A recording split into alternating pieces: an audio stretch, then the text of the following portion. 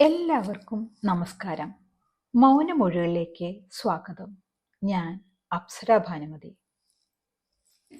ഇന്ന് നമ്മൾ ഒരു കഥ കേൾക്കുകയല്ല, മറിച്ച് ഒരു ജീവിതം അനുഭവിക്കുകയാണ്. KR മീരയുടെ തൂലികയിൽ പിറന്ന മലയാള സാഹിത്യത്തിൻ്റെ നെറുകയിൽ മരണത്തിൻ്റെ തണുപ്പുമായി നിൽക്കുന്ന ആരാച്ചാർ എന്ന നോവലിൻ്റെ ലോകത്തിലേക്ക് നിങ്ങളെ സ്വാഗതം ചെയ്യുന്നു. ആരാച്ചാർ, തൂക്കിലേറ്റുന്നയാൾ. മരണവും ജീവിതവും ഒരു കയറിന്റെ ബലത്തിൽ തൂക്കി നോക്കുന്നവർ. കഥ നടക്കുന്നത് കൽക്കത്തയിലാണ്. ഗംഗയുടെ തീരത്ത്, ചിതകൾ എരിഞ്ഞടങ്ങാത്ത നിംതല കാട്ടിനരികിൽ. നൂറ്റാണ്ടുകളായി ആരാച്ചാർ പണി കുലത്തൊഴിലായി സ്വീകരിച്ച കൃന്ദാമല്ലി കുടുംബത്തിന്റെ കഥയാണിത്. ചരിത്രത്തിന്റെ ഇരുണ്ട ഇടനാഴികളിൽ തൂക്കുമരത്തിന്റെ നിഴലിൽ ജീവിച്ച ഒരു നീണ്ട പരമ്പരയിലെ അവസാനത്തെ കണ്ണി, ചേതന കൃന്ദ മല്ലിക് എന്ന 22കാരി. അപ്രതീക്ഷിതമായി ആ ഇരുണ്ട പാരമ്പര്യം അവളുടെ ചുമലുകളിലേക്ക് വന്നു വീഴുമ്പോൾ അവൾ നേരിടുന്ന സംഘർഷങ്ങളും അതിജീവനവുമാണ് ഈ നോവലിന്റെ കാതൽ. ഇത് മരണത്തിന്റെ മാത്രം കഥയല്ല, അധികാരത്തിന്റെയും പ്രണയത്തിന്റെയും ചതിയുടെയും ചൂഷണത്തിന്റെയും എല്ലാറ്റിനുമുപരി ഒരു പെണ്ണിന്റെ അടങ്ങാത്ത ആത്മബലത്തിന്റെയും കഥയാണ്. ചേതനയുടെ കണ്ണുകളിലൂടെ നമുക്ക് കൽക്കത്തയുടെ തെരുവുകളിലേക്കും അവളുടെ പാരമ്പര്യത്തിന്റെ കെട്ടുപിണഞ്ഞ കുരുക്കുകളിലേക്കും യാത്ര ചെയ്യാം. കൽക്കത്തയിലെ ചിത്പൂർ റോഡിൽ നിംതലാക്കാട്ടിനടുത്തുള്ള ഒരു പഴയ ഇരുനില വീട്ടിലാണ് ചേതന കൃന്ദ മല്ലിക് ജീവിച്ചിരുന്നത്. അവളുടെ കുടുംബത്തിന് ഒരു ചരിത്രമുണ്ട്, തൂക്കിക്കൊലയുടെ ചരിത്രം. അവളുടെ അച്ഛൻ ഫണിഭൂഷൺ കൃന്ദ മല്ലിക് സ്വതന്ത്ര ഇന്ത്യയുടെ ഔദ്യോഗിക ആരാച്ചാരായിരുന്നു. അദ്ദേഹത്തിന്റെ അച്ഛനും അദ്ദേഹത്തിന്റെ അച്ഛന്റെ അച്ഛനും, അങ്ങനെ 450 വർഷത്തെ പാരമ്പര്യം. അവരുടെ സിരകളിൽ ഓടുന്നത് രക്തമായിരുന്നില്ല, മറിച്ച് കഴുമരങ്ങളുടെയും അവസാനത്തെ ശ്വാസത്തിന്റെയും ഓർമ്മകളായിരുന്നു. ഫണിഭൂഷൺ കൃന്ദ മല്ലിക്കിന് ചേതനയെ കൂടാതെ 2 മക്കൾ കൂടി ഉണ്ടായിരുന്നു. ചേതനയുടെ മൂത്ത സഹോദരി നിഹാരിക. അവൾ ഒരാളെ സ്നേഹിച്ചു. അത് വകവയ്ക്കാതെ ഫണിഭൂഷൺ അവളെ വേറെ ഒരാൾക്ക് നിർബന്ധിച്ച് വിവാഹം ചെയ്തു കൊടുക്കുന്നു. കുറച്ചു നാളുകൾക്ക് ശേഷം അവൾ കയറിൽ തൂങ്ങി ആത്മഹത്യ ചെയ്യുന്നു. കെട്ടിത്തൂങ്ങിയതോ അതോ കെട്ടിത്തൂക്കിയതോ അറിയില്ല. വലിയ ഫുട്ബോൾ പ്രേമിയായിരുന്ന രാമുദ എന്ന് ചേതന വിളിക്കുന്ന അവളുടെ ഏട്ടൻ വെറും 22 വയസ്സ് പ്രായമുള്ളപ്പോൾ ഫണിഭൂഷൺ തൂക്കിക്കൊന്ന ഒരാളുടെ അച്ഛന്റെ പകവീട്ടലിനിരയായി കൈകളും കാലുകളും വെട്ടിമുറിക്കപ്പെട്ട് ജീവച്ഛവമായി ജീവിക്കുന്നു. പിന്നെ ആ വീട്ടിൽ ഫണിഭൂഷന്റെ ചായക്കച്ചവടം നടത്തി ജീവിത ചെലവിന് വഴി കണ്ടെത്തുന്ന ഭാര്യയും, ചേതന സുദേവ് കാക്കു എന്ന് വിളിക്കുന്ന അവളുടെ അച്ഛന്റെ രോഗിയായ സഹോദരനും ഭാര്യയും 2 മക്കളും. പിന്നെ 100 വയസ്സ് കഴിഞ്ഞിട്ടും ഇപ്പോഴും ഊർജ്ജസ്വലതയോടുകൂടിയിരിക്കുന്ന ഫണിഭൂഷന്റെ വൃദ്ധമാതാവ് ധാക്കുമായുമാണുള്ളത്. അങ്ങനെ ആ വലിയ കുടുംബത്തിന്റെ ഉത്തരവാദിത്വം മുഴുവൻ 88കാരനായ വൃദ്ധനായ ഫണിഭൂഷൺ കൃന്ദ മല്ലിക്കിലായിരുന്നു. ചേതന കൃന്ദ മല്ലിക്കിന്റെ വാക്കുകളിലൂടെയും ചിന്തകളിലൂടെയുമാണ് ഈ കഥ പറഞ്ഞു പോകുന്നത്. നന്ദരാജാക്കന്മാരുടെ കാലത്ത് തന്നെ അവർ ആരാച്ചാർ കുടുംബമായിരുന്നു. കുടുംബത്തിലെ ഏറ്റവും പേരെടുത്ത ആരാച്ചാർ ധർമ്മരാജ മല്ലിക് പിതാമഹനായിരുന്നു. ഗ്വാളിയർ മഹാരാജാവ് അദ്ദേഹത്തിന് വീട് പണിതു കൊടുക്കുകയും മുത്തശ്ശിക്ക് 100 സ്വർണ്ണക്കിഴി സമ്മാനിക്കുകയും ചെയ്തിരുന്നു. അതിലൊന്ന് ഇപ്പോഴും ക്ലാവ് പിടിച്ച് ചേതനയുടെ മുത്തശ്ശിയുടെ മുറുക്കാഞ്ചെല്ലത്തിൽ 2000-ലധികം കൊല്ലത്തെ കുടുംബ പാരമ്പര്യത്തിന്റെ ആകെയുള്ള തെളിവായി കറുപ്പിന്റെയും പുകയിലയുടെയും തരികൾ പറ്റി നിറം മങ്ങിക്കിടന്നിരുന്നു. ജനിക്കുമ്പോൾ തന്നെ പൊക്കിൾ കൊടിയാൽ കുരുക്കു തീർത്തുകൊണ്ട് പുറത്തെത്തിയ ചേതനയുടേത് ആരാച്ചാരുടെ രക്തമാണ്. ചേതന വളർന്നത് കയറുകളുടെയും കുരുക്കുകളുടെയും ഗന്ധം ശ്വസിച്ചാണ്. ഓരോ കുരുക്കിനും ഓരോ പേരുണ്ടായിരുന്നു, ഓരോന്നിനും ഓരോ കഥയുണ്ടായിരുന്നു. അവളുടെ അച്ഛൻ ഫണിഭൂഷൺ ഇപ്പോൾ വൃദ്ധനും രോഗിയുമായിരിക്കുന്നു. അദ്ദേഹത്തിന്റെ കൈകൾ വിറയ്ക്കാൻ തുടങ്ങിയിരിക്കുന്നു. ആ കുടുംബത്തിലെ പുരുഷന്മാർ തലമുറകളായി കൈമാറി വന്ന ആ ഇരുണ്ട തൊഴിൽ അതോടെ അവസാനിക്കുമെന്ന് എല്ലാവരും കരുതി. പക്ഷേ വിധി മറ്റൊന്നായിരുന്നു കരുതി വെച്ചിരുന്നത്. വർഷങ്ങളുടെ ഇടവേളയ്ക്ക് ശേഷം രാജ്യത്ത് വീണ്ടും ഒരു വധശിക്ഷ നടപ്പാക്കാൻ തീരുമാനമായി. യതീന്ദ്രനാഥ് ബാനർജി എന്ന കുറ്റവാളിയെ തൂക്കിലേറ്റണം. ഫണിഭൂഷൺ സർക്കാരിന് മുൻപിൽ തന്റെ ഒരു ആവശ്യം ഉന്നയിച്ചു. പ്രതിഫലത്തിനു പുറമെ തന്റെ മകൾക്ക് ഒരു ജോലി കൂടി നൽകിയാൽ മാത്രമേ താൻ ഈ കൃത്യം നിർവഹിക്കുകയുള്ളൂ എന്ന്. മാധ്യമങ്ങൾ പുതിയ ആരാച്ചാർക്ക് വേണ്ടി മുറവിളി കൂട്ടി. ആ സമയത്താണ് CNC എന്ന ടെലിവിഷൻ ചാനൽ ഒരു പുതിയ കഥ മണത്തറിയുന്നത്. അവർ ചേതനയ്ക്ക് പിന്നാലെ കൂടി. അവൾ അറിയാതെ അവളെ പകർത്തി ചാനലിൽ വാർത്തയാക്കി.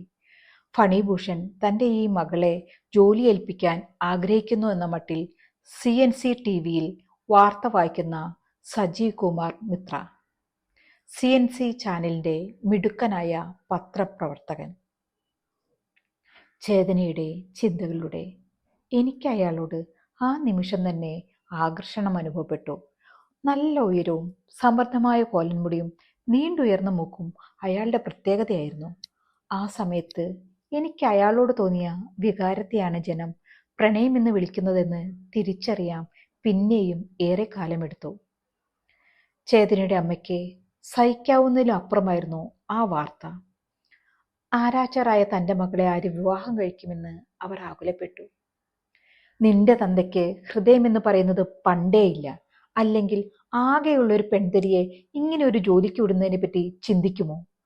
തൂക്കിക്കൊല്ലുന്നത് കുട്ടിക്കളിയാണോ? പക്ഷേ അവളുടെ അമ്മയ്ക്ക് അവളെപ്പറ്റി അധികമൊന്നും അറിയില്ലായിരുന്നു. +2 കഴിഞ്ഞ് നിൽക്കുമ്പോൾ അവൾ മാരുതി പ്രസാദ് യാദവ് എന്നൊരാളുടെ സ്ഥാപനത്തിൽ ജോലിക്ക് പോയിരുന്നു.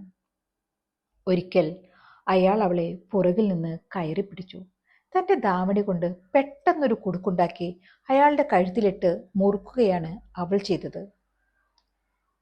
ഞങ്ങളുടെ കുടുംബത്തിൽ ജനിച്ചു വീഴുന്ന ശിശുക്കൾക്ക് പോലും കുറ്റമറ്റ വിധം കുടുക്കിടാൻ സാധിച്ചിരുന്നു. ഞങ്ങൾ വൃന്ദാമല്ലികക്കാർ കൈകൊണ്ട് ചെയ്യാൻ പഠിക്കുന്ന ആദ്യത്തെ കാര്യം അതുതന്നെയായിരുന്നു. ചാനലുകൾ ചർച്ചകൾ കൊണ്ട് നിറഞ്ഞു. വാർത്തയുടെ പ്രധാന മുഖം ചേതന തന്നെയായിരുന്നു. ഒരു സ്ത്രീക്ക് ആരാച്ചാർ ജോലി നൽകുന്നതിലെ തെറ്റും ശരിയും. സ്ത്രീ സംഘടനകൾ അതിനുവേണ്ടി കോടതിയിൽ പോകാൻ വരെ തയ്യാറായി മുന്നോട്ട് വന്നു. ചേതന ഗൃന്ദ മല്ലിക് ഒരു വാർത്താ പ്രാധാന്യമുള്ള മുഖമായി. അവളുടെ ഇന്റർവ്യൂവിനായി ചാനലുകാരും പത്രപ്രവർത്തകരും തിരക്കുകൂട്ടി. CNC ചാനലിന്റെ സ്റ്റാർ റിപ്പോർട്ടറായ സജീവ് കുമാർ മിത്ര ആ കഥയുടെ പിന്നാലെ ചേതനയുടെ വീട്ടിലെത്തി. അയാളുടെ കണ്ണുകൾക്ക് ക്യാമറയുടെ സൂക്ഷ്മതയുണ്ടായിരുന്നു. അയാൾക്ക് വേണ്ടത് ഒരു വാർത്തയായിരുന്നില്ല, ഒരു ചരിത്രമായിരുന്നു. സജീവ് ചേതനയോട് പറഞ്ഞു, ചേതനാജി, നിങ്ങളുടെ അച്ഛന് ശേഷം ഈ ജോലി ചെയ്യാൻ ആരുമില്ല. രാജ്യം ഒരു ആരാച്ചാരെ തേടുകയാണ്. എന്തുകൊണ്ട് നിങ്ങൾക്കായിക്കൂടാ? ഇന്ത്യയുടെ ആദ്യത്തെ വനിതാ ആരാച്ചാർ. ചരിത്രം നിങ്ങളെ രേഖപ്പെടുത്തും. ഞങ്ങൾ നിങ്ങളെ ലോകത്തിനു മുന്നിൽ അവതരിപ്പിക്കാം. അയാളുടെ വാക്കുകളിൽ പ്രലോഭനത്തിന്റെ തേനുണ്ടായിരുന്നു. പക്ഷേ ചേതനയുടെ നോട്ടം കണ്ട് അയാൾ പതറി. അവൾ വെറുമൊരു പെൺകുട്ടിയായിരുന്നില്ല, ആരുടെ മുന്നിലും തലകുനിക്കാത്ത ആത്മാഭിമാനമുള്ള ഒരുവൾ. അന്ന് എല്ലാവരും പോയിട്ടും സജീവ് കുമാർ മിത്ര മാത്രം പോയില്ല.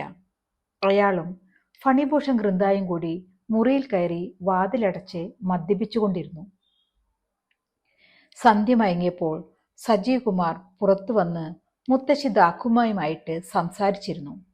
ഫണിഭൂഷൺ ഗൃന്ദ മദ്യപിച്ച് ബോധം കെട്ട് ഉറങ്ങിയിരുന്നു. മുത്തശ്ശി തന്റെ മുറുക്കാഞ്ചലം തുറന്ന് മുറുക്കിക്കൊണ്ട് പഴയ കഥകൾ പറഞ്ഞു തുടങ്ങി.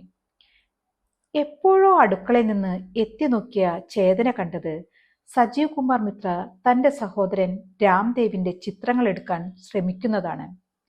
തടയാൻ കൈകളില്ലാതിരുന്ന രാമുദ പുരികങ്ങളും കണ്ണുകളും മുറുക്കി അടച്ച് മുഖം മറയ്ക്കാൻ ശ്രമിക്കുകയായിരുന്നു. ദേഷ്യം വന്ന അവൾ ആ ക്യാമറ തട്ടിത്തെറിപ്പിച്ചു. ആ മുറി നിശ്ചലമായി. അതിനിടയിൽ താക്കുമായുടെ വെറ്റിലച്ചെല്ലം താഴെ വീണു. അതിലെ സാധനങ്ങൾ ചിതറി. അയാൾ തന്റെ ക്യാമറ എടുത്തു. പിന്നെ ചെല്ലത്തിലെ സാധനങ്ങൾ പെറുക്കിയെടുത്ത് ചെല്ലത്തിലാക്കി ദാക്കുമായെ ഏൽപ്പിച്ച് ഇറങ്ങി. ഒരു വീണ്ടു വിചാരത്തോടെ അയാളോടൊരു ക്ഷമാപണം നടത്താമെന്ന് കരുതി ചേതന കിണറിന്റെ അടുത്ത് അയാളെ കാത്തു നിൽക്കുകയായിരുന്നു. ചേതനയുടെ അരികിലെത്തിയ അയാൾ നിന്നു. പിന്നെ പല്ലെറുമിക്കൊണ്ട് അവൾക്ക് മാത്രം കേൾക്കാവുന്ന വിധത്തിൽ മന്ത്രിച്ചു, എനിക്ക് നിന്നെ ഒരിക്കലെങ്കിലും അനുഭവിക്കണം. അവളുടെ അസ്ഥിയിലൂടെ പുളിരസം പാഞ്ഞു. ശരീരത്തിൽ സ്പർശിക്കാതെ തന്നെ വാക്കുകൾ കൊണ്ട് മുറിപ്പെടുത്തിയതിൻ്റെ അപമാനം അവളെ ഒരുക്കി. അയാൾ പോയത് അവളുടെ കഴുത്തിൽ സ്ഥാനം തെറ്റിയ ഒരു കുടുക്കിട്ട ശേഷമായിരുന്നു. സജീവ് കുമാർ മിത്രയുടെ വണ്ടിയുടെ ശബ്ദം മായുന്നതിന് മുൻപേ തന്നെ ദാഖുമായുടെ നിലവിളി ഉയർന്നു. അയ്യോ, എൻ്റെ സ്വർണ്ണ നാണയം എവിടെ? അതയാൾ മോഷ്ടിച്ചതായിരുന്നു എന്ന് അവൾക്ക് ഉറപ്പായിരുന്നു. അതൊരു തുടക്കം മാത്രമായിരുന്നു. സജീവ് കുമാർ മിത്ര പിന്മാറിയില്ല. അയാൾ അവളെ പിന്തുടർന്നു, പ്രണയം നടിച്ചു, അവളുടെ വിശ്വാസം നേടാൻ ശ്രമിച്ചു. അയാൾക്ക് അവൾ ഒരു പ്രൊഡക്റ്റ് ആയിരുന്നു, CNC ചാനലിൻ്റെ റേറ്റിംഗ് കൂട്ടാനുള്ള ഒരു ഉപകരണം. ചേതനയ്ക്ക് അതറിയാമായിരുന്നു. എങ്കിലും എപ്പോഴോ അവളും അയാളിലേക്ക് ആകർഷിക്കപ്പെട്ടു. അതൊരു പ്രണയമായിരുന്നില്ല, മറിച്ച് രണ്ട് ശക്തരായ വ്യക്തികൾ തമ്മിലുള്ള ഒരു അധികാര വടംവലിയായിരുന്നു. അവരുടെ സംഭാഷണങ്ങൾ പലപ്പോഴും മൂർച്ചയേറിയതായിരുന്നു. സജീവ് പറഞ്ഞു, ചേതന, നീ ഈ ജോലി ഏറ്റെടുക്കണം. ഇതൊരു അവസരമാണ്, നിന്റെ ജീവിതം മാറും. ചേതന ചോദിച്ചു, ജീവിതം മാറാനോ? അതോ നിങ്ങളുടെ ചാനലിൻ്റെ തലവര മാറ്റാനോ? ഒരാളുടെ മരണം ആഘോഷമാക്കി വിൽക്കുന്ന നിങ്ങളുടെ തൊഴിലിനേക്കാൾ എത്രയോ മാന്യമാണ് എൻ്റെ കുലത്തൊഴിൽ. ഞങ്ങൾ മരണം വിൽക്കുന്നില്ല, നടപ്പാക്കുകയാണ് ചെയ്യുന്നത്. ഫണിഭൂഷൺ ഗൃന്ദ മല്ലിക്കിൻ്റെ ആവശ്യം സർക്കാർ അംഗീകരിച്ചു. ചേതന ആ ജോലി ഏറ്റെടുക്കാൻ തീരുമാനിച്ചു. ചേതന ഗൃന്ദ മല്ലിക് ഇന്ത്യയുടെ ഔദ്യോഗിക ആരാച്ചാരായി നിയമിതയായി. വാർത്ത കാട്ടുതീ പോലെ പടർന്നു. മാധ്യമങ്ങൾ അവളെ ആഘോഷിച്ചു, അതേസമയം തന്നെ വേട്ടയാടി. അവളുടെ ഓരോ ചലനവും വാർത്തയായി. അവൾ ധരിക്കുന്ന വസ്ത്രം, അവളുടെ നോട്ടം, അവളുടെ വാക്കുകൾ എല്ലാം ചർച്ചാ വിഷയമായി. സജീവ് കുമാർ മിത്രയുടെ CNC ചാനൽ ഈ ആഘോഷം മുന്നിൽ നിന്ന് നയിച്ചു. അവർ അവളുടെ അച്ഛനുമായി കരാറുണ്ടാക്കി. CNC ചാനലിൽ മാത്രമായിരിക്കും അവളുടെ പ്രോഗ്രാമുകൾ എന്ന്. വേറെ ഏതെങ്കിലും ചാനലിൽ പ്രത്യക്ഷപ്പെടുന്നതിൽ നിന്നും അത് അവളെ വിലക്കി. ഒരിക്കൽ ഒരു ഇന്റർവ്യൂവിന് ശേഷം സജീവ് കുമാർ മിത്ര അവളുടെ അച്ഛനോട് പറഞ്ഞു, ഈ തിരക്കുകളൊക്കെ കഴിയുമ്പോൾ ചേതനയെ എനിക്ക് തന്നേക്കൂ, എൻ്റെ ഭാര്യയായിട്ട്. അവൾ നിസ്സംഗതയോടെ നിന്നു. അവളുടെ അച്ഛന് സന്തോഷം അടക്കാൻ കഴിഞ്ഞില്ല. അടുക്കളയിൽ ചെന്ന് അദ്ദേഹം തേങ്ങി കരഞ്ഞെന്ന് പിന്നീട് അമ്മ പറഞ്ഞു. ആ നേരത്തെ മുറിയിൽ അവളും അയാളും തനിച്ചായിരുന്നു. തലചെരിച്ച് ചുറ്റുപാടുമൊന്ന് അവലോകനം ചെയ്തിട്ട് അയാൾ അവളുടെ തൊട്ടടുത്ത് വന്ന് അവളെ സൂക്ഷിച്ചു നോക്കി. പിന്നെ ഒരു കൂസലുമില്ലാതെ അയാൾ അവളുടെ ഇടതുമാറിടം പിടിച്ചു ഞെരിച്ചു. അവളുടെ അസ്ഥിയിലൂടെ പുളിരസം വീണ്ടും പാഞ്ഞു. അയാളുടെ കൈ തട്ടിമാറ്റി അവൾ പുറത്തിറങ്ങി. മാരുതി പ്രസാദിന്റെ സ്പർശനത്തിൽ ആർത്തിയായിരുന്നു ഉണ്ടായിരുന്നത്. സജീവ് കുമാർ മിത്രയുടേതിൽ അഹങ്കാരവും അതീശത്വവും. ആർത്തിയോട് ക്ഷമിക്കാൻ പറ്റും, അതീശത്തോട് സാധ്യമല്ല. ഇടതുമാറിടം പഴുത്തു വിങ്ങിയതുപോലെ വേദനിച്ചപ്പോൾ അവൾ തീരുമാനിച്ചു, കൃത്യമായ അളവിൽ അയാൾക്ക് വേണ്ടി ഞാൻ കയർ അളന്നെടുക്കും. ഒരിഞ്ചു കൂടുകയുമില്ല, കുറയുകയുമില്ല. അയാളെ എനിക്കും ഒരിക്കലെങ്കിലും അനുഭവിക്കണം. അയാൾ ഒരു കപടവേഷധാരിയാണെന്ന് അവൾ തിരിച്ചറിഞ്ഞിരുന്നു. തൂക്കിലേറ്റാനുള്ള ദിവസമെടുത്തു. ജയിലും പുറത്തെ ലോകം പോലെ തന്നെ പുരുഷന്മാരുടേത് തന്നെയായിരുന്നു. അച്ഛനോടൊപ്പം എത്താൻ അവൾ ആഞ്ഞു നടന്നു. ജയിലിൽ വധശിക്ഷ നടപ്പാക്കാനുള്ള കയറും മറ്റും പരിശോധിക്കാൻ എത്തിയതായിരുന്നു അവർ. അച്ഛൻ പറഞ്ഞതനുസരിച്ച് അവൾ കുടുക്കിടുന്ന വിധം ഓഫീസർമാരെ കാണിച്ചു കൊടുത്തു. ഫണിഭൂഷൺ അവളോട് ചോദ്യങ്ങൾ ചോദിച്ചുകൊണ്ടിരുന്നു. എത്ര കിലോ തൂക്കി നോക്കണം, കയറിന് എത്ര നീളം വേണം എന്നിങ്ങനെ. എല്ലാത്തിനും അവൾ കൃത്യമായി മറുപടി പറഞ്ഞു. ജയിലിൽ നിന്ന് അവർ പുറത്തേക്ക് ഇറങ്ങിയത് ക്യാമറ കണ്ണുകളിലേക്കായിരുന്നു. സജീവ് കുമാർ മിത്ര മൈക്ക് വാങ്ങിക്കൊണ്ട് പറഞ്ഞു, അങ്ങനെ ലോകത്ത് ആദ്യമായി ഒരു സ്ത്രീ ആരാച്ചാറായി ഔദ്യോഗികമായി നിയമിക്കപ്പെട്ടു. ജയിലിൽ നിന്ന് ചേതനയും അച്ഛനും പുറത്തേക്ക് കടക്കുന്ന ദൃശ്യങ്ങളാണ് നിങ്ങൾ കണ്ടുകൊണ്ടിരിക്കുന്നത്. അയാൾ ഒന്നിനു പുറകെ ഒന്നായി ചോദ്യങ്ങൾ ചോദിച്ചുകൊണ്ടിരുന്നു. എല്ലാത്തിനും ചേതന വ്യക്തവും കൃത്യവുമായി മറുപടി പറഞ്ഞു. ആരാച്ചാരുടെ സഹായി ചേതന മല്ലിക് ഇന്നു മുതൽ CNCയിൽ മാത്രം ഓരോ ദിവസത്തെയും തയ്യാറെടുപ്പുകളുടെ വിവരങ്ങൾ നൽകുമെന്ന് പറഞ്ഞുകൊണ്ട് സജീവ് കുമാർ ആ വാർത്ത അവസാനിപ്പിച്ചു. പിറ്റേ ദിവസം സജീവ് കുമാർ മിത്രയെ അറിയിക്കാതെ അച്ഛൻ അവളെയും കൂട്ടി ജയിലിൽ പോയി. കരാർ പ്രകാരം സജീവ് മിത്രയെ അറിയിക്കേണ്ടതല്ലേ എന്ന് ചിന്തിച്ചിരിക്കെ അവളോട് ഫണിഭൂഷൺ പറഞ്ഞു, സജീവ് മിത്ര നല്ലവനൊക്കെ തന്നെ, പക്ഷേ ചില കാര്യങ്ങൾ പത്രക്കാരെ അറിയിച്ചാൽ ശരിയാകില്ല. ജയിലിൽ ഒരു വരാന്ത പിന്നിട്ടപ്പോൾ ഒരു മതിൽ കണ്ടു. ജയിലിനകത്തെ ഒരു ജയിൽ പോലെ. ഒരു ഉയർന്ന സ്റ്റേജിൽ കുത്തിവെച്ച കൊടിമരം പോലെ ഒരു തടിക്കഷ്ണം ആകാശത്തേക്ക് ഉയർന്നു നിന്നിരുന്നു. ഫണിഭൂഷൺ ശബ്ദം താഴ്ത്തി പറഞ്ഞു, ഇതാണ് തൂക്കുമരം. ഒരാന്തലോടെ അവൾ അതിലേക്ക് നോക്കി. ഇവിടെയാണ് കയർ കൊരുക്കുവാനുള്ള കൊളുത്ത്, ഇവിടെയാണ് കയർ തൂക്കുവാനുള്ള കപ്പി. അയാൾ ഓരോ കാര്യങ്ങളും അവൾക്ക് വിശദമായി പറഞ്ഞു കൊടുത്തു. ഇതാണ് ലിവർ, അയാൾ അവസാനം പറഞ്ഞു. അവൾ പതുക്കെ നടന്നു ചെന്ന് അതിൽ തൊട്ടു. അത് തണുത്തും തുരുമ്പ് പിടിച്ചും ഇരുന്നിരുന്നു. ഫണിഭൂഷൺ അത് എണ്ണയിട്ട് നന്നാക്കി. അതിനുശേഷം അയാൾ പറഞ്ഞു, ഇന്നലെ എല്ലാവരെയും കൂട്ടി ഇങ്ങോട്ട് വരാൻ എനിക്ക് ഭയമായിരുന്നു. ഇതെങ്ങാനും കണ്ട് നീ ഭയപ്പെട്ടാൽ എല്ലാവരുടെയും മുന്നിൽ നമുക്ക് ഒരു അടിയായേനെ. ഇപ്പോൾ എനിക്ക് സമാധാനമായി. നീ ധൈര്യശാലി തന്നെ. അവൾ ഒന്നും പറയാതെ തല കുനിച്ചു നിന്നു. ഇത് ധൈര്യത്തിൻ്റെയല്ല, നിവൃത്തികേടിൻ്റെയാണെന്ന് അവൾക്ക് മാത്രമേ അറിയാമായിരുന്നുള്ളൂ. അപ്പോഴേക്കും വിവരം മണത്തറിഞ്ഞ് സജീവ് കുമാർ അവിടെ എത്തി. കരാർ ലംഘിച്ചതിന് അയാൾ അച്ഛനുമായി മുഷിഞ്ഞു. ഈ വക കാര്യങ്ങൾ കരാറിൽ ഇല്ല എന്നതായിരുന്നു ഫണിഭൂഷന്റെ നിലപാട്. ഇതാണല്ലേ ലിവർ എന്ന് ചോദിച്ചുകൊണ്ട് സജീവ് കുമാർ പെട്ടെന്ന് ലിവർ വലിച്ചു. ചേതനയുടെ വലതുകാൽ കീഴിൽ നിന്ന് ഭൂമി നിരങ്ങി മാറി. വീഴാതിരിക്കാൻ അവൾ ശ്രമിച്ചെങ്കിലും സാധിച്ചില്ല. ഒരു നിലവിളിയോടെ അനേകായിരം മനുഷ്യജീവിതങ്ങൾ നിബന്ധിച്ചിട്ടുള്ള ആ പാതാളത്തിലേക്ക് അവൾ പതിച്ചു. ഫണിഭൂഷൺ ബോധം കെട്ടു വീണു. സജീവ് കുമാർ വേഗം അവളുടെ കൂടെ എടുത്തു ചാടി. അവൾക്ക് കാര്യമായ മുറിവുകളൊന്നും പറ്റിയിരുന്നില്ല. ആകെയുള്ള നല്ല വസ്ത്രത്തിന്റെ പിൻഭാഗം കീറി. കുപ്പിവളകൾ പൊട്ടി കയ്യിലും ചെറിയ മുറിവുകളുണ്ടായി. സജീവ് കുമാർ ക്ഷമാപണ നടത്തി. പിന്നെ എല്ലാവരോടുമായി പറഞ്ഞു, ഞാൻ വിവാഹം കഴിക്കാൻ പോകുന്ന പെൺകുട്ടിയാണിവൾ. പിന്നെ അയാൾ പോക്കറ്റിൽ നിന്ന് ഒരു ചെപ്പെടുത്തു. അതിൽ നിന്നും ഒരു സ്വർണ്ണ മോതിരമെടുത്ത് ഉയർത്തിക്കാട്ടി. അതിൻ്റെ അറ്റത്ത് ഒരു വൈരക്കല്ല് തിളങ്ങി. അയാൾ ഒരു മുന്നറിയിപ്പുമില്ലാതെ അവളുടെ അരികിലെത്തി വലതുകൈ പിടിച്ച് മോതിരം അതിലണിയിച്ചു. അവൾ എതിർത്തു പറയാൻ നോക്കിയെങ്കിലും അച്ഛൻ്റെ തീക്ഷ്ണമായ നോട്ടം അവളെ നിശബ്ദയാക്കി. ജൂൺ 1 ചേതന തനിച്ചാണ് ചാനൽ ഓഫീസിലെത്തിയത്. എല്ലാ ചോദ്യങ്ങൾക്കുമുള്ള അവളുടെ മറുപടി കുറിക്കുകൊള്ളുന്നതും എല്ലാവരെയും അത്ഭുതപ്പെടുത്തുന്നതുമായിരുന്നു. ആളുകൾക്ക് ആവശ്യം ലളിതമായ സത്യങ്ങളല്ലെന്നും മധുരമായ പച്ചക്കള്ളങ്ങളാണെന്നും അവൾ മനസ്സിലാക്കിയിരുന്നു. ചാനൽ ഓഫീസിൽ നിന്ന് തിരിച്ചു വരും വഴി സജീവ് കുമാർ വണ്ടി ലാൽ ബസാറിൽ നിർത്തി. അവളുടെ എതിർപ്പിനെ വകവയ്ക്കാതെ അയാൾ അവൾക്ക് വേണ്ടി കുറച്ച് ഡ്രസ്സ് വാങ്ങി. താൻ ആദ്യമായിട്ടാണ് ഒരു പെൺകുട്ടിക്ക് വസ്ത്രങ്ങൾ വാങ്ങുന്നതെന്നും അയാൾ പറഞ്ഞു.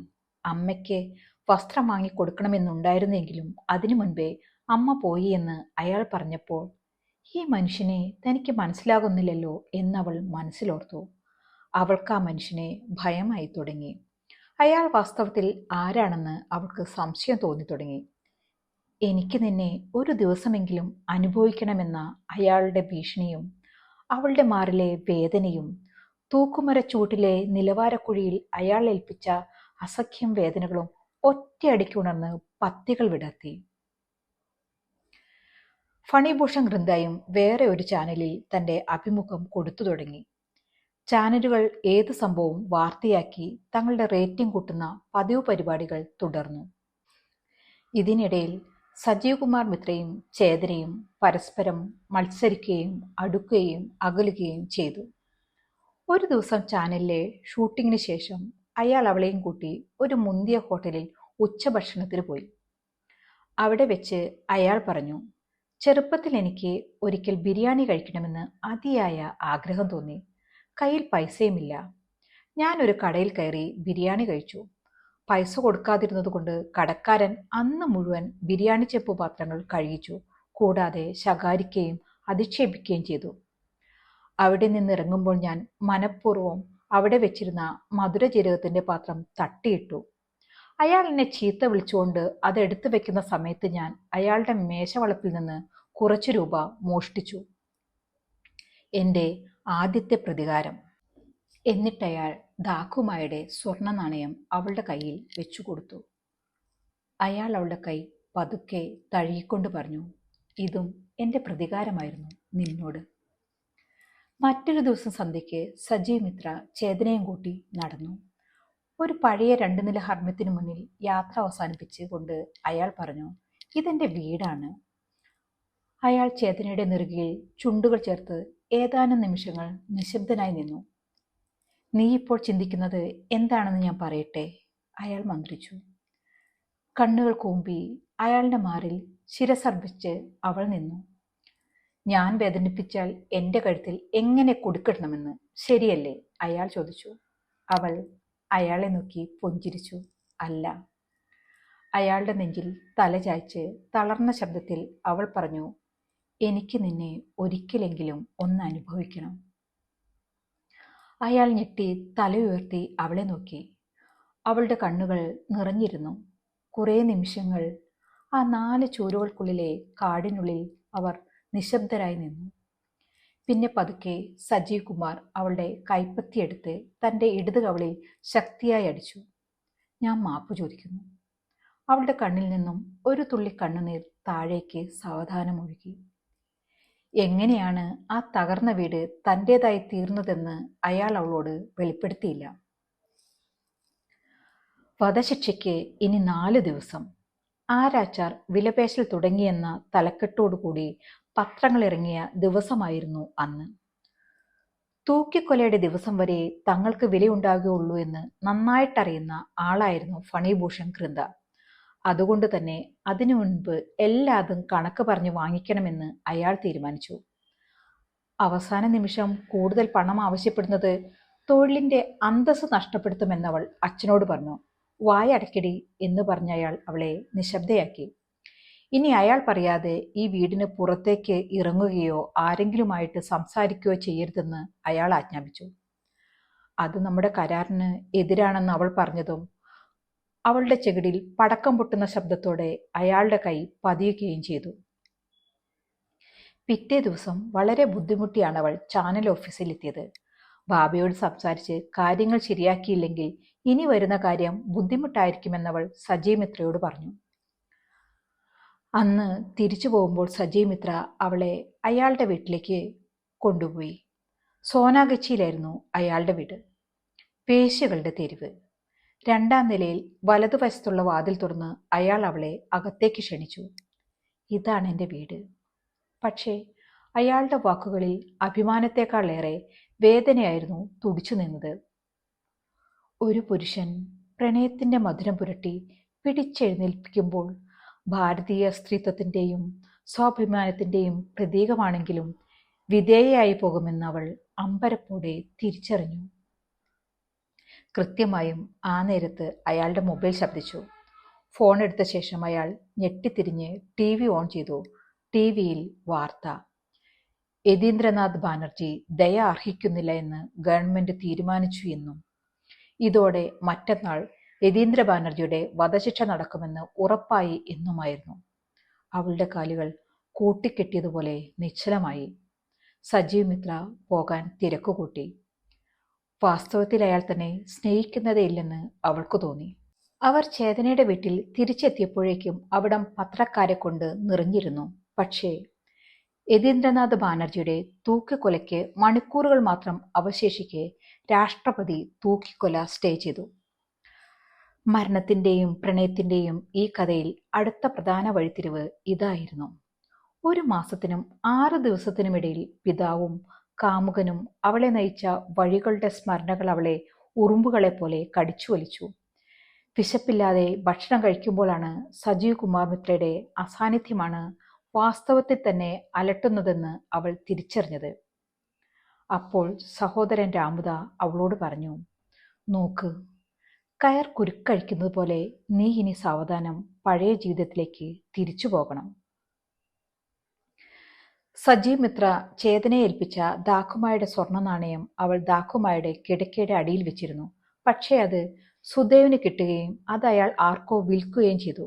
അതിനെ ചൊല്ലി വീട്ടിൽ ഫണിഭൂഷണും സുദേവും തമ്മിൽ വഴക്കുണ്ടായി. ആ ബഹളത്തിൽ രാമുദ കട്ടിലിൽ നിന്ന് വീണ് ഹോസ്പിറ്റലിൽ ICUവിൽ ആയി. ചേതനയോട് അവളുടെ അച്ഛൻ സജീവ് കുമാർ മിത്രയെ വിളിച്ച് ഇത് വാർത്തയാക്കാൻ പറയാൻ അവളോട് ആവശ്യപ്പെട്ടു. ഇനി അയാൾ വിചാരിച്ചാലേ നിനക്കൊരു ജോലി തരപ്പെടുത്താൻ പറ്റുകയുള്ളൂ എന്നയാൾ ദയനീയമായി പറഞ്ഞു. സജീവ് കുമാറും ക്യാമറമാനും വരുമ്പോൾ ചേതനയും അമ്മയും ഹോസ്പിറ്റലിലുണ്ടായിരുന്നു. സജീവ് കുമാർ അവളെ ശ്രദ്ധിക്കുക കൂടി ചെയ്തില്ല. ക്യാമറ ആർത്തിയോടെ കട്ടിലേക്ക് ചാടി വീണു. അരയറ്റ നാവു നീട്ടിയ കാളിയെപ്പോലെ രാമുദയുടെ ശരീരം നക്കിത്തോർത്തി. അവൾ നിറഞ്ഞ കണ്ണുകളോടെ പിൻവാങ്ങാൻ തുടങ്ങുമ്പോൾ സജീവ് കുമാർ മിത്ര അവളെ നോക്കി പുഞ്ചിരിച്ചുകൊണ്ട് പറഞ്ഞു, ഓർമ്മയുണ്ടോ, അന്ന് ഇയാളുടെ ഒരു ഫോട്ടോ എടുക്കാൻ നോക്കിയപ്പോൾ നീ എൻ്റെ ക്യാമറ തട്ടിയെറിഞ്ഞത്? ഇന്ന് നീ തന്നെ വിളിച്ചു വരുത്തി ഫോട്ടോ എടുപ്പിക്കുന്നു. അവൾ ആകെ ചുവന്ന് കരിഞ്ഞുപോയി. അവൾക്ക് അയാളെ നോക്കാൻ കൂടി അറപ്പ് തോന്നി. 2 ദിവസം കഴിഞ്ഞപ്പോൾ രാമുദ മരിച്ചു. അയാളുടെ മരണം നേരത്തെയാക്കുന്നതിൽ അവളുടെ അച്ഛൻ ഫണിഭൂഷന് പങ്കുണ്ടെന്ന് അവൾക്ക് തോന്നി.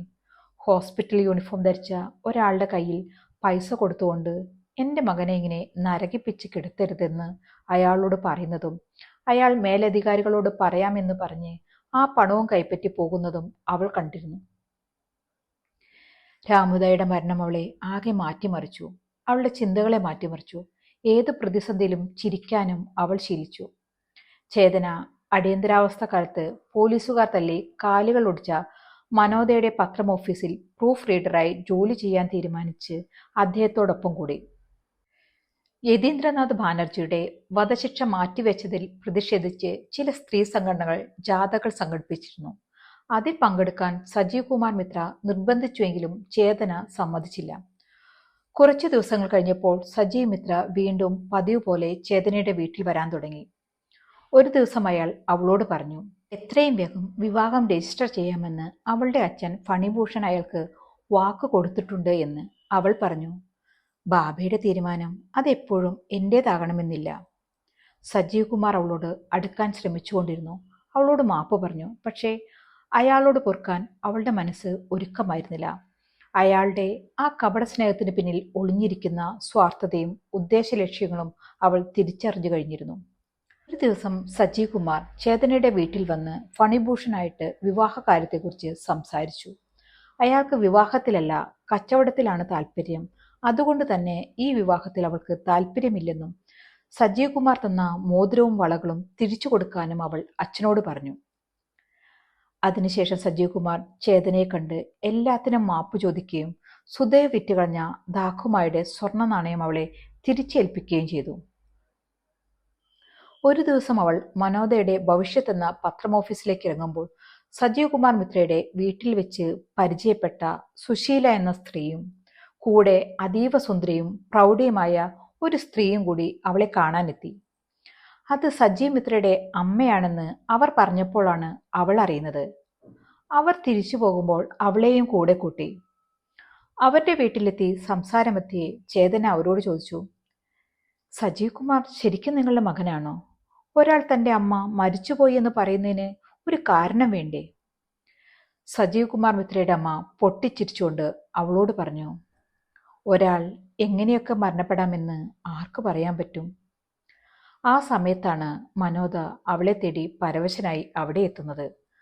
അവളുടെ അച്ഛൻ ഫണിഭൂഷൺ ഘൃന്ദ മല്ലിക് അയാളുടെ സഹോദരൻ സുദേവിനെയും ഭാര്യയെയും വെട്ടിക്കൊലപ്പെടുത്തിയിരിക്കുന്നു.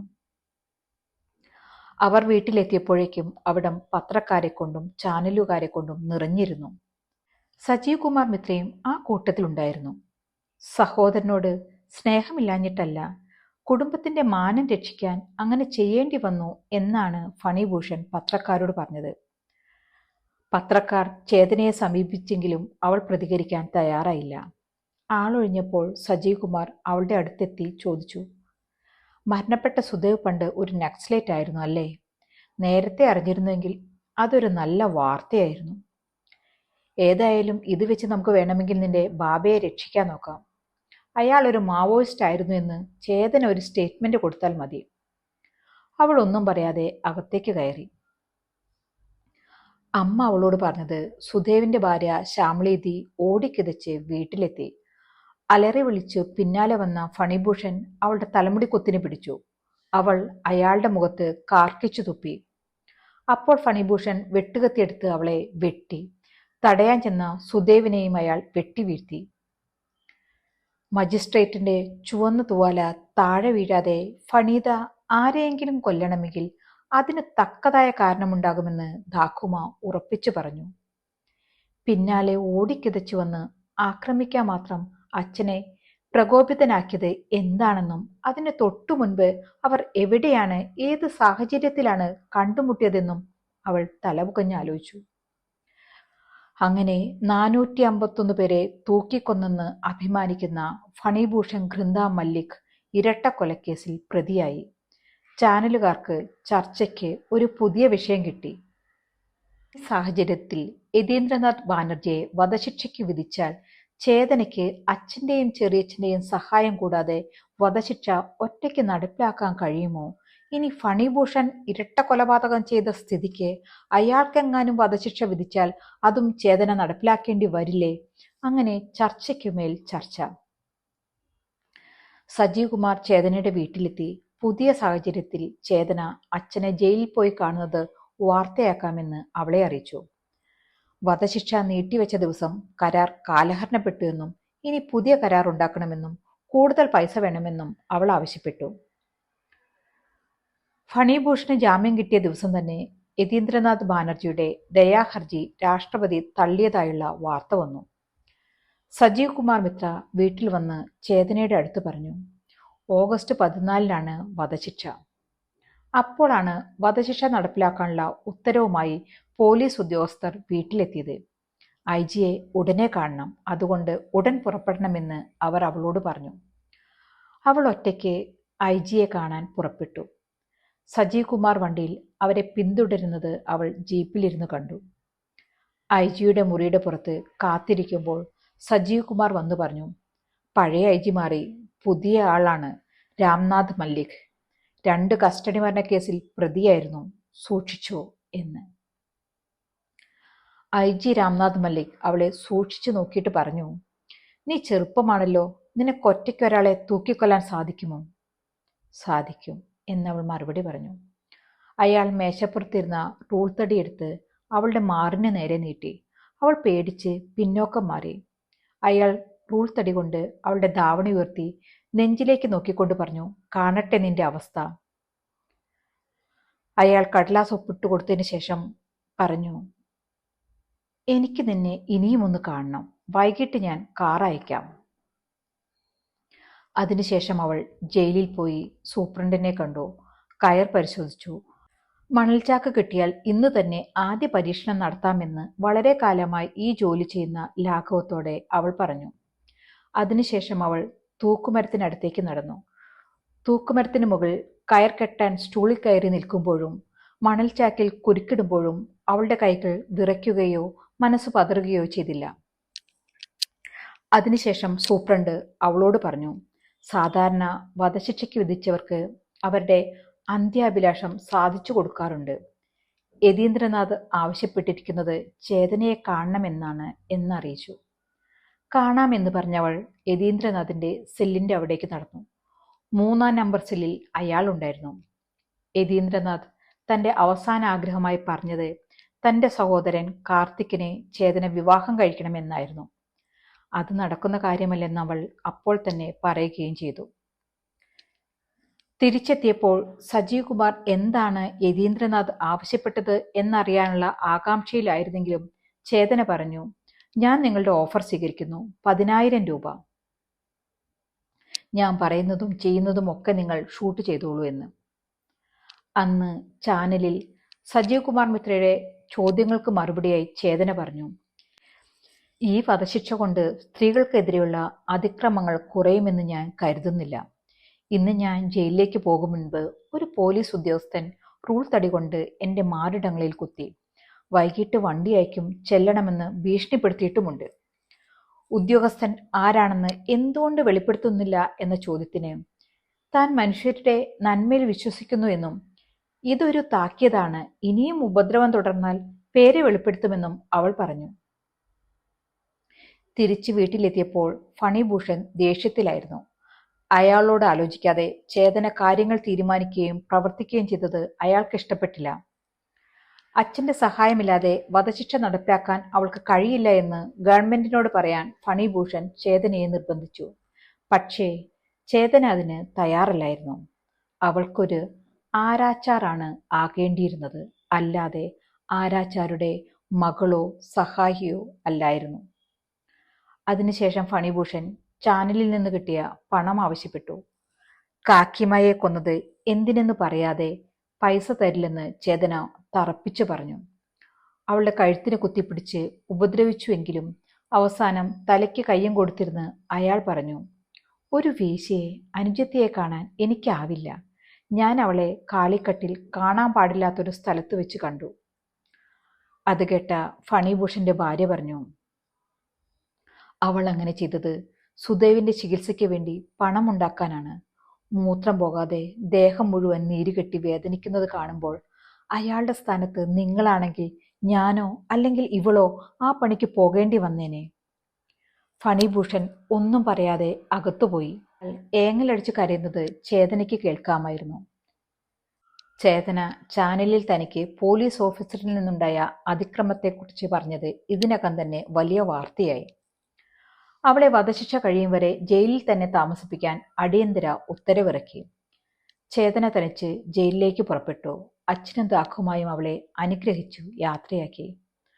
അവൾ താമസിക്കുന്ന മുറിയിൽ നിന്നും നോക്കിയാൽ യതീന്ദ്രനാഥ് ബാനർജിയുടെ 3-ാം നമ്പർ സെല്ലും തൂക്കുമരവും കാണാമായിരുന്നു. മറ്റന്നാൾ വധശിക്ഷ.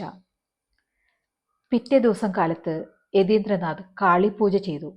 ചേതനയ്ക്ക് അയാളെ കാണണമെന്ന് തോന്നി. അവൾ അവിടേക്ക് ചെന്നു. ചേതനയെ കണ്ട യതീന്ദ്രനാഥ് പൂജ ചെയ്ത ഒരു പേരയ്ക്ക അവൾക്കു നൽകി. അതിനുശേഷം അവളോട് പറഞ്ഞു, വിവാഹം ചെയ്ത് കുറച്ച് ദിവസത്തിനുള്ളിൽ തന്നെ ഞാൻ ജയിലിലായി. ഒരു സ്ത്രീയെ ശരീരത്തോട് ചേർത്ത് പിടിക്കുന്നതിൻ്റെ സന്തോഷം എനിക്ക് ഇപ്പോൾ ഓർമ്മയില്ല. നിനക്കെന്നെ ഒന്ന് കെട്ടിപ്പിടിക്കാമോ? ചേതന ഞെട്ടലോടെ അയാളെ നോക്കി. ഹൃദയത്തിൽ വാത്സല്യം നിറയുന്നതുപോലെ അവൾക്ക് തോന്നി.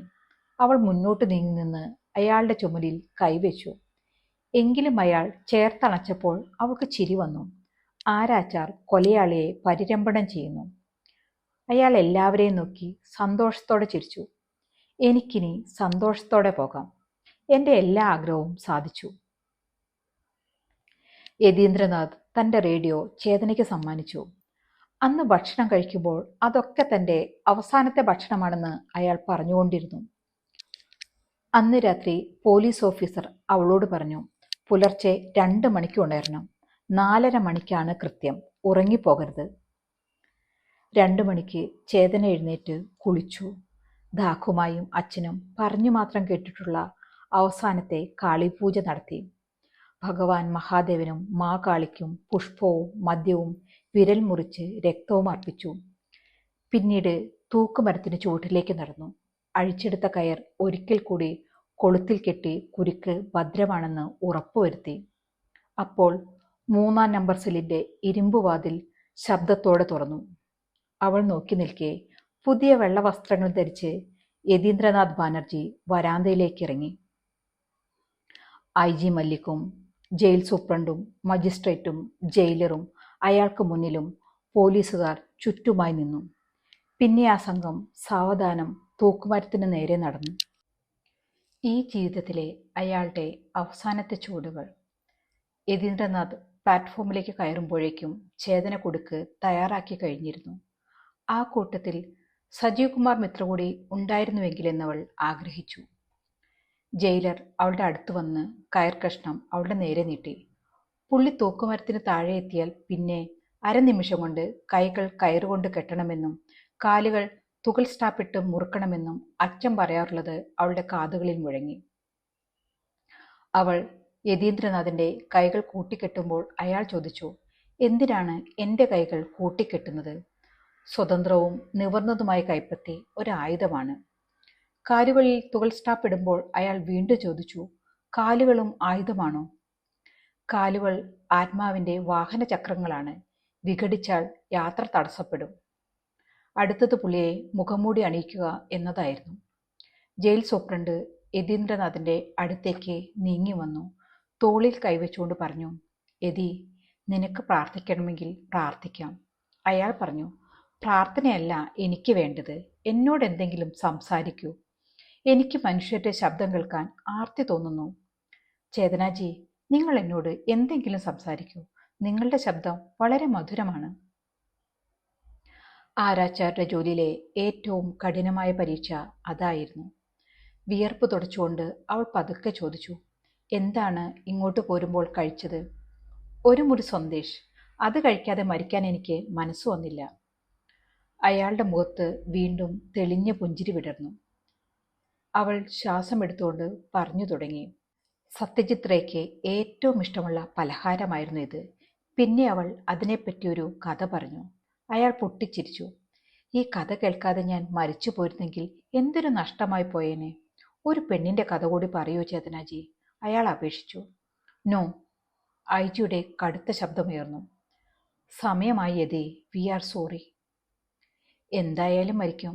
ഈ ഒരു കഥ കൂടി കേട്ടിട്ട് മരിക്കാൻ അനുവദിച്ചുകൂടെ എന്നയാൾ നിസ്സഹായതയോടുകൂടി ചോദിച്ചു. സൂപ്രണ്ട് വിഷമത്തോടെ മാറി നിന്നു. ചേതന എന്ന് വിളിച്ച് മുഖംമൂടി കൈമാറി. അവൾ കിതപ്പടക്കിക്കൊണ്ട് യതീന്ദ്രനാഥിന്റെ അരികിലേക്ക് നടന്നു. യതീന്ദ്രനാഥിന്റെ മുന്നിൽ മുഖത്തോട് മുഖം നോക്കി നിൽക്കെ ആരാച്ചാരുടെ ജീവിതത്തിലെ ഏറ്റവും ദുഷ്കരമായ നിമിഷം അവൾ നേരിട്ടറിഞ്ഞു. അവൾ മുഖംമൂടി കൂട്ടിപ്പിടിച്ച് തൊഴുതുകൊണ്ട് പറഞ്ഞു, ജ്യേഷ്ഠ, എന്നോട് ക്ഷമിക്കൂ. എന്നിട്ട് അയാളുടെ തല അല്പം ചരിച്ച് കവിളിൽ ചുണ്ടു ചേർത്തു, തലപെടുത്തു. അയാൾ പുഞ്ചിരിയോടെ പറഞ്ഞു, ദൈവം നിന്നെ അനുഗ്രഹിക്കട്ടെ. 4:30 ഐജി വിളിച്ചു പറഞ്ഞു. അവൾ ആരാച്ചാർ മാത്രമായി. അവൾ മുഖംമൂടി നിവർത്തി അത് അനായാസം അയാളുടെ ശിരസിൽ അണിയിച്ചു. കണ്ണുകൾ മറയുന്നതുവരെ യതീന്ദ്രനാഥ് അവളെ തന്നെ നോക്കി. അതിനുശേഷം അവൾ കുടുക്ക് ഒന്നുകൂടി പരിശോധിച്ചു. കെട്ടിന്റെ ബലം ഉറപ്പുവരുത്തി. കയർ വലിച്ചു നീട്ടി കുടുക്ക് യതീന്ദ്രനാഥ് ബാനർജിയുടെ ശിരസിലൂടെ കടത്തി. കെട്ടുകൾ തൊണ്ടക്കുഴിയിൽ 2-3 കശേരുക്കൾക്കിടയിലുള്ള ജീവന്റെ ആ ഏറ്റവും പ്രധാനപ്പെട്ട ഞരമ്പിനുമേൽ കൃത്യമായ സ്ഥാനത്ത് ദേവീ വിഗ്രഹത്തിൽ ആരാധനാ പുഷ്പമെന്നതുപോലെ സമർപ്പിച്ച് ദീർഘമായി നിശ്വസിച്ചു.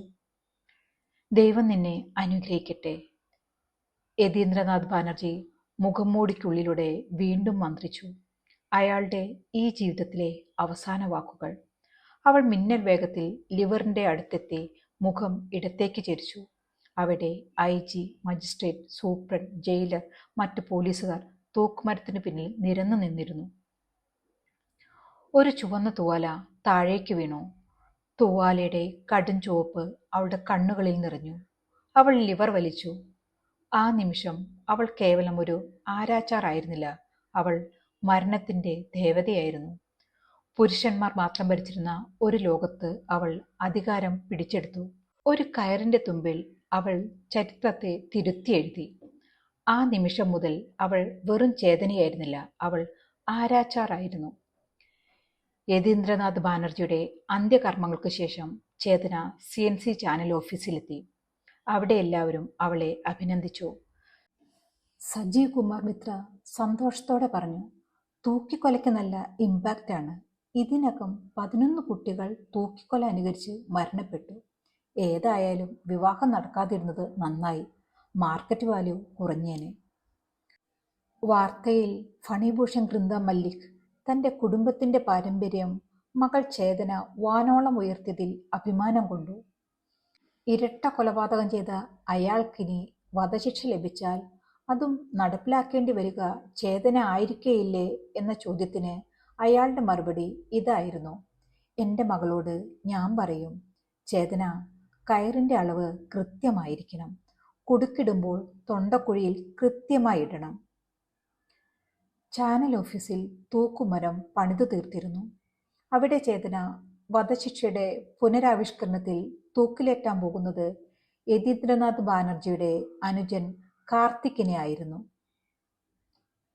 യതീന്ദ്രനാഥ് ബാനർജിയുടെ അവസാന നിമിഷങ്ങൾ എങ്ങനെയായിരുന്നു എന്ന് ഒന്ന് വിവരിക്കാമോ?